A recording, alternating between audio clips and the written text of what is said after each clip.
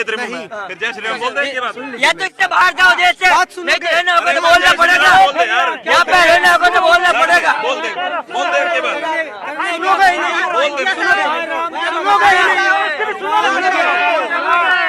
मेरी बात सुनिए, मेरा मन करेगा तो बोल दूंगा, लेकिन आप लोग जबरदस्ती आप लोग मत बुलवाइए। मैं कह रहा हूँ, मैं जबरदस्ती आप लोग मत बुलवाइए। अब आप लोग इतने सारे लोग घेर के मुझसे कहेंगे कि तुम जय श्री राम बोलो, तो मैं नहीं बोलूंगा। मेरी बात फिर क्या थी बीच में फंस रहा? जय श्री राम क्यों नहीं बोला बता? इनका रिकॉर्ड करें। मैं मीडिया चैनल से दरख्वास्त करूंगा कि इस आदमी को ये सांप्रदायिक फैला रहा है, इसको बाहर निकाल दिया। देखिए, अब इनका कहना मैं ना मानूं, अच्छा मैं आपका कहना ना मानूं तो मैं गलत? बिल्कुल गलत। लिख के ले लीजिए, दिखाएंगे, लिख के ले लीजिए, दिखाएंगे। जय श्री राम बोलो, जय श्री राम बोलो, जय श्री राम बोलो, बोलो।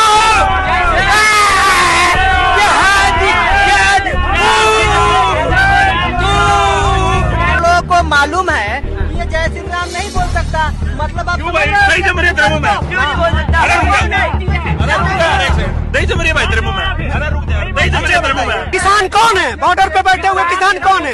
हिंदू नहीं है वो लोग। किसान जो बैठे हुए बॉर्डर पे वो हिंदू नहीं है, वो हिंदू नहीं है, वो हिंदू नहीं है।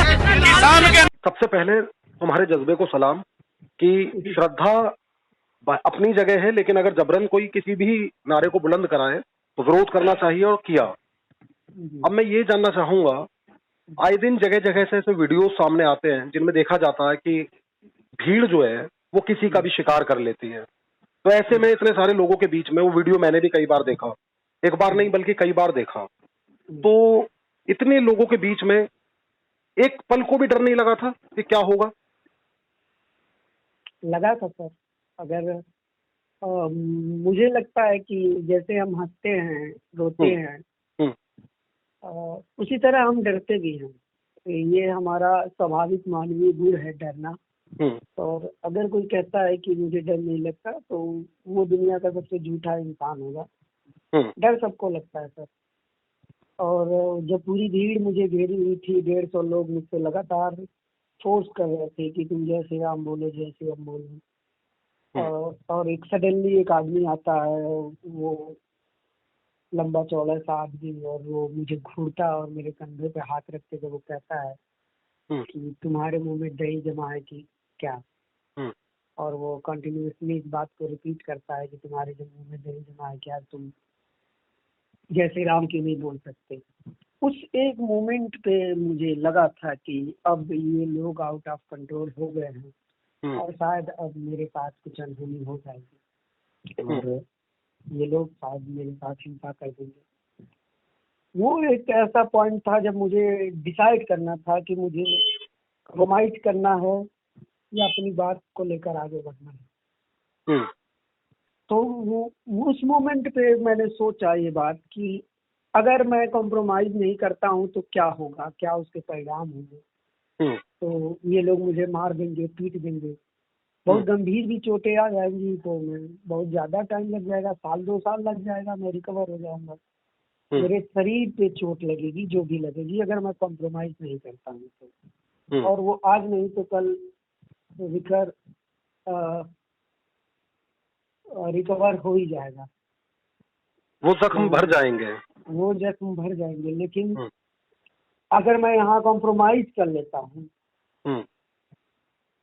इन नफरती लोगों के सामने झुक जाता हूँ, तो जो जख्म मेरे उसूलों पर आएगा, मेरी आत्मा पे जो चोट आएगी, मेरे एथिक्स पे जो चोट आएगा, वो शायद कभी जिंदगी में ना भर पाए। और फिर वो चीज मुझे शायद हर रात परेशान करे जब भी मैं सोने जाऊं कि मैंने उन लोगों के सामने सरेंडर कर दिया, उन लोगों से कॉम्प्रोमाइज कर लिया, जो लोग मुझसे जोर जबरदस्ती कर रहे थे और जो लोग मुझसे डरा धमका कर अपनी बात कहलवाना चाहते थे। इसलिए मैंने चूज किया कि मैं शरीर पे तो चोट खा लूंगा, लेकिन अपने जमीर पे, अपने आत्मा पे चोट नहीं आने दूंगा। देन उसके बाद मैंने कहा कि मेरा मन होगा तो मैं बोल दूंगा, लेकिन अगर आप लोग इतने सारे लोग मुझे घेर कर कहेंगे कि तुम जय श्री राम बोलो, तो मैं बिल्कुल नहीं बोलूंगा। वहां इतने करीब से तुमने सारी चीजें देखी हैं, ऐसे जो लोग हैं जो नफरत फैलाने का सिर्फ काम करते हैं, भगवान श्री राम को का नारा कोई भी लगा सकता है, किसी को ऐतराज नहीं है, आपको भी नहीं होगा, आप अभी भी कह सकते हैं, लेकिन ऐसी नफरती भीड़ जो किसी संप्रदाय विशेष के खिलाफ आए दिन जहरी उगलती हो, वो कभी किसी नारे को लेकर मार देती हो, कभी किसी घटना को लेकर भीड़ के बीच रह करके कुछ लोग मार देते हो किसी को, ऐसे लोगों के बीच इतने करीब से जब रहे तो मतलब क्या क्या महसूस, क्या क्या चलता है इन लोगों के जहन में?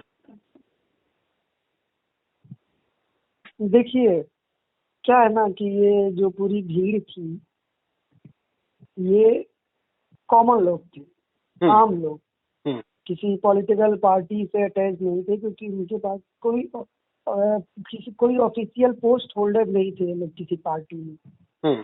तो इसलिए मैं कह रहा हूँ कि ये पार्टी के लोग नहीं थे। ये आम लोग थे जो नौकरी करके रिटायर हो गए हैं। कोई स्टूडेंट है जो 12वीं में पढ़ता है, कोई कह रहा है मैं किसान हूँ, कोई कह रहा है मैं व्यापारी हूँ, ये सारे आम लोग थे।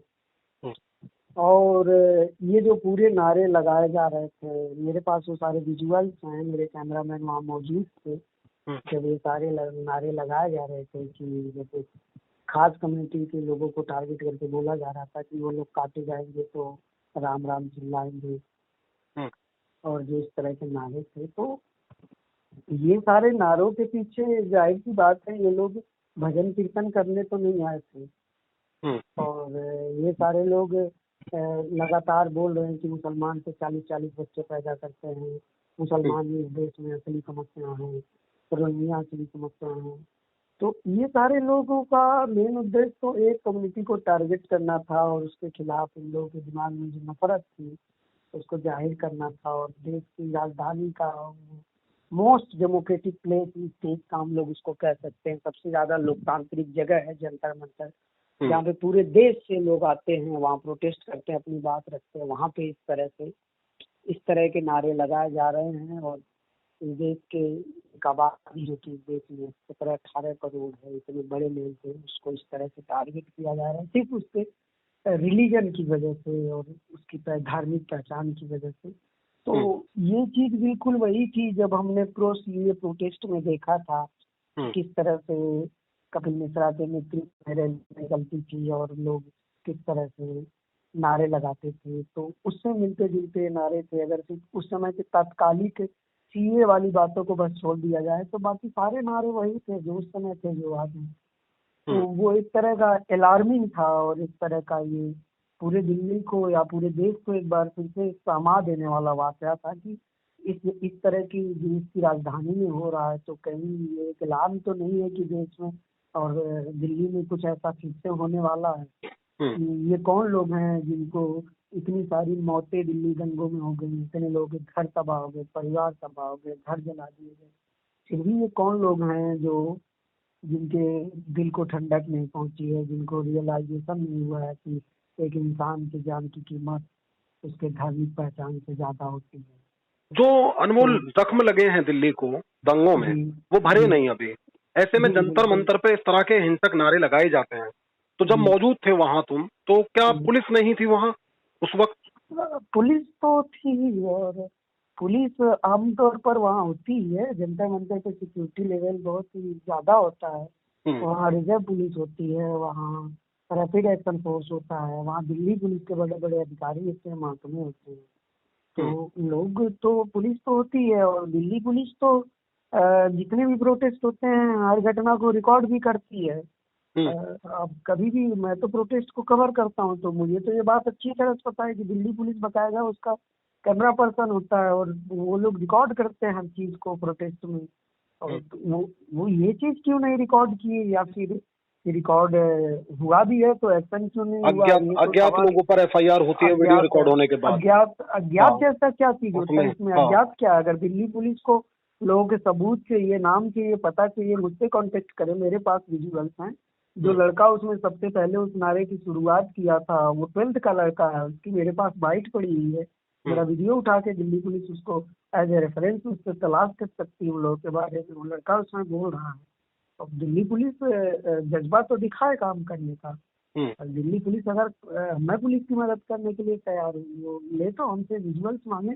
दवार के कई सारे जर्नलिस्ट हैं जिन्होंने इनको कवर किया है, उनके पास कांटेक्ट, कई लोगों के तो कांटेक्ट नंबर है दवार के जर्नलिस्ट के पास। तो दिल्ली पुलिस पहले सामने एक मैसेज डाले पब्लिकली कि जिन जर्नलिस्ट के पास भी इससे रिलेटेड विजुअल फुटेज है वो हमारी मदद करें, हम इस तरह के हेट को नहीं बढ़ने देना चाहते, हम इस तरह के हेट को नहीं कंट्रोल करना चाहते हैं। तो फिर हम मदद के लिए तैयार हैं, और अगर दिल्ली पुलिस इस पर कार्रवाई नहीं करती है तो फिर तो जाहिर सी बात है ऐसे लोगों को मोटिवेशन मिलेगा, क्योंकि अगर ये लोग जंतर मंतर से कर सकते हैं तो सोचिए देश के बाकी हिस्सों में क्या स्थिति होगी। अनमोल, बहुत ही बहादुरी से ना तुम उस भीड़ के बीच से निकल कर आए थे, वीडियो में देखा गया। अब ऐसे में तुम्हारे कई मुस्लिम पत्रकार साथी भी होंगे। एक सेकंड के लिए कल्पना कीजिए कि अगर कोई समुदाय विशेष से ताल्लुक रखने वाला पत्रकार उस भीड़ के बीच में फंसा होता या लोगों को पता होता कि ये कि मुस्लिम धर्म से ताल्लुक रखता है, तो क्या और हिंसक हो सकती थी वहां की तस्वीर? उस वक्त कैसा लग रहा था?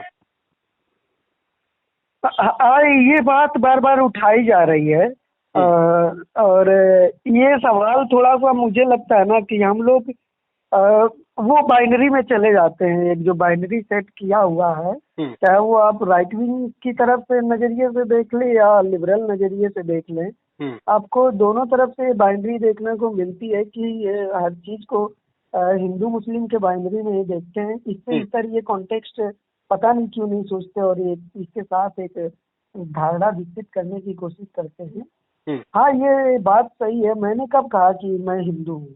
मैंने तो कहीं किसी से नहीं कहा कि मैं हिंदू हूँ, बल्कि आरजे साहिमा ने ट्वीट किया था तो मैंने उनको बोला भी कि मैं हिंदू नहीं हूँ। ठीक है, मेरा नाम अनमोल होने की वजह से मैं हिंदू तो नहीं हो जाता ना। तो और गौरी लंकेश मुसलमान थी, उनको मार दिया गया। अब बताइए ना, कलबुर्गी मुसलमान थे, उनको मार दिया गया। बताइए ना, अभी एबीपी न्यूज के पत्रकार को मारा गया, वो मुसलमान थे, उनको मार दिया गया। तो और दानिश को उन्हीं के धर्म के लोगों ने मार दिया, दानिश सिद्दीकी को। तो क्या वहाँ पे हम ये कह सकते हैं कि सामने वाला अगर उनके रिलीजन का होगा तो वो बच जाएगा? बात ये है ना कि आप प्रेजेंट कैसे करते हैं अपने आप को। मैं कह रहा हूँ कोई मुसलमान भी अगर वहाँ है और उनकी बात मान ले तो वो लोग अटैक नहीं करेंगे, और अगर आप उनकी बात नहीं मानते तो वो अटैक करेंगे डिस्पाइट कि आप क्या रिलीजन है, आप क्या सोचते हैं, क्या बोलते हैं। उनके लिए बस मैटर ये करता है कि आप उनके खिलाफ हो। वो ये नहीं सोचते कि आप मुसलमान हो, आप हिंदू हो, आप ईसाई हो, आप सिख हो। वो तो बस ये सोचते हैं कि आप उनसे सवाल कैसे कर सकते हैं, आप वो जो है उसको गलत आप कैसे बोल सकते हैं। वो तो बस ये देखते। तभी तो गौरी लंकेश को मारा गया, तभी तो कलबुर्गी को मारा गया। तो ये चीज, ये कहना कि सिर्फ हिंदू नाम होने की वजह से मुझे प्रिविलेज है, तो ये कहीं ना कहीं गलत है, क्योंकि इस देश में बहुत सारे हिंदू नाम वाले पत्रकार हैं। हमने विकास दुबे केस में देखा था कि किस तरह से लोग मीडिया का एक पूरा धड़ा जातीय रूप देने की कोशिश। हाँ, जनेऊ दिखा के लोगों ने भीड़ को कंट्रोल किया कि ये देखो मैं भी हिंदू हूँ, मैं भी तुम्हारे साथ हूँ। और मैं कोई जी न्यूज का पत्रकार थोड़ी हूँ कि मुझे जनेऊ दिखाना पड़ेगा, और मैं तो जनेऊ पहनता भी नहीं, तो मैं दिखाता कहाँ से। और मुझे नहीं लगता कि मुझे कहीं जनेऊ दिखाने की जरूरत है। मैं इस बात से नहीं डरता कि कोई मुझे मार देगा, पीट देगा। मैंने अक्सर देखा है, जोखिम भरी जगह जाता है नेशनल दस्तक, बहुत बार मैंने देखा है, बहुत सारी चीजें हैं। जी, बहुत बार हमको टारगेट किया जाता है। ये तो बहुत सामान्य है हमारे लिए टारगेट करना, क्योंकि हम सिर्फ ऐसी भीड़ से नहीं करते हैं।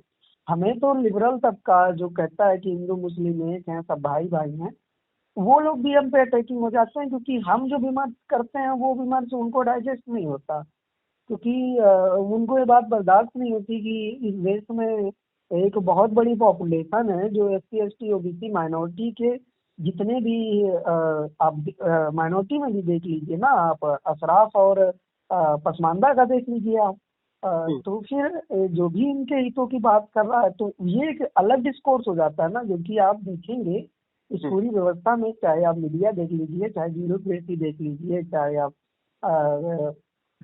पूरी व्यवस्था आप देख लीजिए, सिस्टम देख लीजिए। हाँ, आप देखिए कि किस तरह से लोगों ने मेरिट और पता नहीं क्या क्या फालतू के छलावे वाले षड्यंत्र रच के और किस तरह से कब्जा जमा हुए हैं और देश के 90 से 92% आबादी को अंधकार में लगातार धकेला जा रहा है, उनको यूनिवर्सिटी में दाखिले से रोका जा रहा है।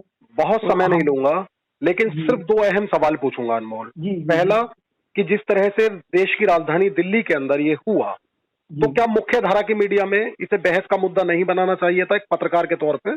पहला सवाल। और दूसरा भी सुन लो, साथ ही जवाब दे देना कि जो युवा उस भीड़ में दिखाई दे रहे थे, जो उस वक्त बहुत आक्रोशित दिखाई दे रहे थे जब नारेबाजी वहां की जा रही थी, उनका एक परिवार भी होगा।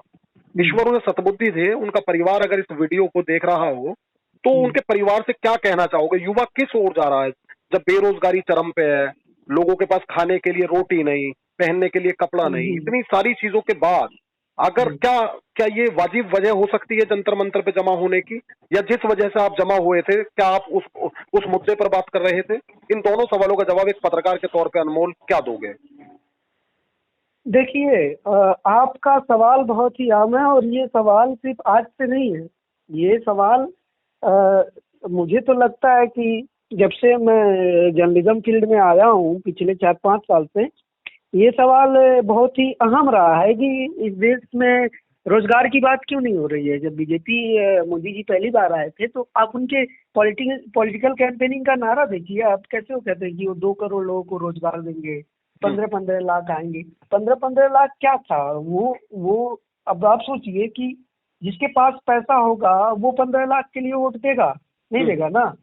इस देश के गरीब तबके ने वोट दिया, उन लोगों ने वोट दिया जिनको इस मोदी जी ने और पूरी रामदेव बाबा जो काला धन जो सब कुछ प्रचारित किया गया कि आपके हिस्से का जो पैसा है, जो आपके विकास पे खर्च होना चाहिए, जो आपके एजुकेशन पे, आपके हेल्थ पे, आपके बच्चों के भविष्य पे खर्च होना चाहिए, वो नेताओं ने उसे लूट के और विदेश में रख दिया है।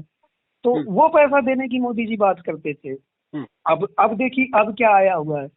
अब देखिए उनके नेताओं को देखिए, बीजेपी के किस तरह से जो इस तरह के हेट मॉन्गर्स लोग होते हैं जो लिंचिंग करते हैं, उनको माला पहना देते हैं। अब आप इस पॉलिटिक्स को समझिए, ये पूरा जो पॉलिटिक्स है इस सिनेरियो को समझिए कि नेता अपने बच्चे को अच्छे कॉन्वेंट स्कूल में पढ़ाता है, इंटरनेशनल स्कूल में पढ़ाता है और फिर उन्हें विदेश पढ़ने के लिए, अच्छे कॉलेज में पढ़ने के लिए भेजता है। और आपके बच्चों को क्या कर रहा है? आपके बच्चों को वो दंगाई बना रहा है। वो ऐसे 10-20 लोगों को इनाम दे देगा, उन्हें माला पहना देगा और आपके बच्चों को पूरे भीड़ में बदल रहा है। वो आपके पूरी पीढ़ी को वो बस इस तरह से बना के रखना चाहता है कि ये सारे लोग बस चुनावी रैली में नेताजी का मुखौटा पहन कर आए और नारे लगाएं। तो और अपने बच्चों को बाहर पढ़ा रहा है और आपके बच्चों को एक दंगाई भीड़ में तब्दील कर रहा है, एक मूर्खों की जमात में तब्दील कर रहा है। और अपने बेटे देखिए ना, उसका बेटा बाहर से पढ़ के आएगा और यहाँ उसने ऑलरेडी ऐसी भीड़ तैयार कर दी है, ऐसे बेरोजगार लोगों की ऐसी फौज तैयार कर दी है जिनको कुछ नहीं दिखता, कुछ नहीं दिखता, क्योंकि जब वो पढ़ेंगे नहीं, जब लिखेंगे नहीं तो जानेंगे नहीं, कुछ नहीं समझेंगे। तो वो अपने बच्चे का फ्यूचर सिक्योर कर रहा है कि कल को उसका बच्चा भी पॉलिटिक्स में आए तब भी उसको एक बनी बनाई जमीन मिले और फिर वो इस देश पे राज करे। और जो आम जनता है उनको एक गुलामी की तरफ धकेल रहा है कि इनको बस एक फालतू का गर्व देते रहो, फालतू के कभी धर्म के नाम पे गर्व देते रहो, कभी नारों के नाम पे गर्व देते रहो, कभी हिंदुत्व के नाम पे गर्व देते रहो और एक तरह के गर्व में जीते रहे और गरीबी और कंगाली में मरते रहे और गुलामी में जीते रहे और उसका बेटा इस पे राज करता रहे। तो ये पूरी पीढ़ियों की साजिश है कि कुछ खास लोगों की पीढ़ियों की ये साजिश है कि उनकी पीढ़ियां राज करती रहें और इस देश के करोड़ों लोगों की पीढ़ियां लगातार गुलामी की ओर जाती रहें, गरीबी की ओर जाती रहें। ये चीज इस देश के लोगों को समझना पड़ेगा और अगर ये चीज नहीं समझ पा रहे हैं लोग तो ये इससे ज्यादा दुखद कुछ नहीं होगा। और अगर उनके परिवार से क्या कहोगे, ऐसे जो युवा जो प्रतिदिन अराजकता फैला रहे हैं जगह जगह? ऐसे युवा परिवार की सुनते कहाँ हैं? ऐसे युवा आप देखिए, ऐसे लोग जो होते हैं, आपको क्या लगता है इनको परिवार में बहुत तारीफ मिलती है? बिल्कुल नहीं मिलती। इनके परिवारों में आप देखिए फ्रस्ट्रेशन का माहौल होगा। इनके माँ बाप अलग परेशान रहते हैं कि कुछ करता नहीं है, पढ़ाई लिखाई नहीं करता, तो ये भी फ्रस्ट्रेटेड है। इनको भी नौकरी नहीं है, रोजगार नहीं है, कोई ढंग का काम नहीं है, कुछ आमदनी नहीं है, तो ये क्या करेंगे? ये नेता के पीछे भाग रहे हैं और उस नेता के नज़र में नंबर बढ़ाने के लिए ये सारे लोग इस तरह की हरकतें करते हैं कि वो जो उनका स्थानीय नेता है वो इनको पार्टी में कुछ पद दे देगा, सेल्फी दे देगा, कोई बड़ा नेता आएगा तो उसके साथ फोटो लगा लेंगे, सोशल मीडिया पे इनको एक समर्थक मिल जाएगा, भैया जी कहने वाले लोग मिल जाएंगे। तो ये सारे लोग इस चक्कर में परेशान हैं, लेकिन इनको नहीं पता है कि किस तरह से पूरी पीढ़ी बर्बाद हो रही है। और ये लोग, आपको क्या लगता है कि ये लोग अपने माँ बाप की सुनते होंगे? बिल्कुल नहीं सुनते। मुझे तो नहीं लगता, इस देश में बहुत कम ही ऐसे माँ बाप होंगे जो अपने बेटों को कहते होंगे ये लो बेटा तुम मुखौटा पहन लो, ये झंडा ले लो, जाओ पॉलिटिकल पार्टी में नारा लगाओ। कोई नहीं भेजता। स्कूल भेजना लोग पसंद करते हैं इस देश में अपने बच्चों को। ये बात हर कोई जानता है कि हर कोई अपने बच्चों को स्कूल भेजना पसंद करता है। हर कोई चाहता है कि उसका बच्चा सूट बूट पहन के ऑफिस जाए, नौकरी करे, अपने घर आए, परिवार में शांति के साथ रहे। कोई नहीं चाहता कि उसका बेटा या बेटी पॉलिटिकल पार्टियों में इस तरह की कैंपेनिंग करे जब तक उसको कुछ पर्सनल बेनिफिट ना हो रहा हो, बड़ा कुछ फाइनेंशियल बेनिफिट ना हो रहा हो। मेरा दूसरा सवाल था कि ऐसे एक लोकतांत्रिक देश में इस तरह के नारे जो दुनिया में बदनाम कराता हो हिंदुस्तान को, ऐसे नारे लगाए जाते हैं, वो भी देश की राजधानी दिल्ली में, जो अभी दंगों के जो जख्म है उसके भरे नहीं है, उस दर्द को अभी तक झेल रही है। ऐसे में मुख्य धारा की मीडिया को जिस लेवल पर इसको लेकर बहस करनी चाहिए थी, एक दो चैनल तो ऐसे भी हैं जिन पर मैंने खबर ही नहीं देखी है। ये क्या कहना चाहोगे? मीडिया क्यों दिखाएगा? और मीडिया, आप सबको पता है कि मीडिया इसी तरह की बाइनरी तो वो चाहता है, लेकिन आप देखिए, आप 2014 से देखिए लिंचिंग करने वाले लोगों को और इस तरह की नारेबाजी करने वाले लोगों को, इस तरह के माहौल को बढ़ावा देने वाले लोगों को मीडिया तो मोटिवेट करता है। मीडिया इनकी आलोचना क्यों करेगा? क्योंकि मीडिया भी जहाँ से कंट्रोल हो रहा है, वो एक पूरी तरह से मीडिया अब लगातार एक आईटी सेल का वो एक एक्सटेंशन है। जो आईटी सेल जो आपको व्हाट्सएप पे गाली देता है, आपके ट्विटर पे वो गाली देता है, उसका वो एक्सटेंशन है बस मीडिया। उसको बड़े लेवल पे थोड़ी सी लच्छेदार भाषा में थोड़े से सही तरीके से वो कह रहा है उस बात को बस, लेकिन विचार केंद्र में जो विचार है वो वही है जो आईटी सेल के विचार है। तो मीडिया तो उसका एक्सटेंशन है। मीडिया ऐसी चीजों को लेजिटिमाइज करता है और इसे नॉर्मलाइज करता है। मीडिया कभी भी, आप ये उम्मीद अब छोड़ दीजिए कि मीडिया कभी इस बात को बहस के केंद्र में लाएगा, क्योंकि बात सिर्फ टीआरपी और बिजनेस की नहीं है। मीडिया के लिए सिर्फ टीआरपी और बिजनेस की बात होती तो आप सोशल मीडिया पे आके देखिए देश का मूड क्या है। पूरा देश इस मुद्दे पे बहस चाहता है और एक सकारात्मक बहस चाहता है। लेकिन अगर इसमें मीडिया बहस करेगी तो नहीं देखेंगे लोग, देखेंगे सब लोग चैनल देखेंगे, सब लोग टीवी देखेंगे, सब लोग अखबार पढ़ेंगे। आप देखिए दैनिक भास्कर ने अपना पाला बदला तो क्या दैनिक भास्कर से पाठकों की संख्या कम हो गई? बल्कि उसकी तारीफ ही बढ़ी, उसको तारीफ करने वाले लोगों की संख्या बढ़ी, उसके पाठकों की संख्या बढ़ी। तो बिजनेस का मामला ये है ही नहीं। और हम ये कह दें कि मीडिया बिका हुआ है इसलिए ऐसा कर रहा है, तो ये कहीं ना कहीं इन चीजों को थोड़ा सा छोटा करके समझना होगा, समझने की एक कोशिश होगी। इसको अगर आप थोड़ा सा दायरा बढ़ा के सोचेंगे तो आपको लगेगा कि मीडिया पूरी तरह से इस पूरे विचार के साथ सहमति है। और ये सारे लोग वही, रजत शर्मा को आप देख लीजिए, वो कहाँ से जुड़े हुए हैं उनकी, वो अपने छात्र जीवन में किस पॉलिटिकल पार्टी से अटैच थे, उनकी सबसे बड़े दोस्त किस पॉलिटिकल पार्टी के थे।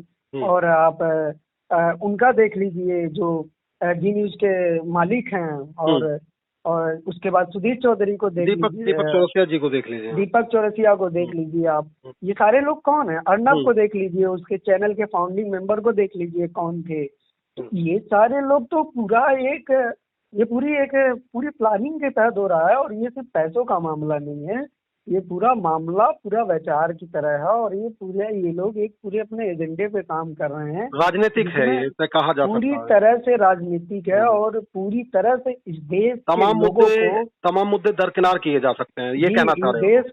इस देश के लोगों को एक ऐसे रोबोट में बदला जा रहा है जो रोजगार के सवाल पर चिढ़ जाएगा, जो रोटी के सवाल पर चिढ़ जाएगा, जिसके लिए रोजगार और रोटी से ज्यादा जरूरी कोई नारा होगा, कोई पॉलिटिकल पार्टी का नारा होगा। ये सब चीजें हैं। तो मेरी ऐसी कामना है कि प्रतिदिन प्रगति करो। बहुत अच्छा लगा अनमोल बात करके।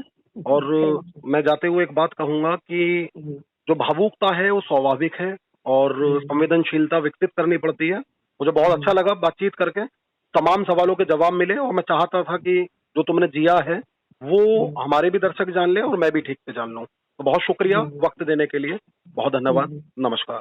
ताकतवर सरकार और गोदी मीडिया के दौर में खबरें पीछे छूट जाती हैं। न्यूज स्टूडियो से हर शाम उठने वाले झूठ के शोर में सच की आवाज दब जाती है। जी हुजूरी करने वाले एंकर दलित, पिछड़े और मजलूमों की बात नहीं करते।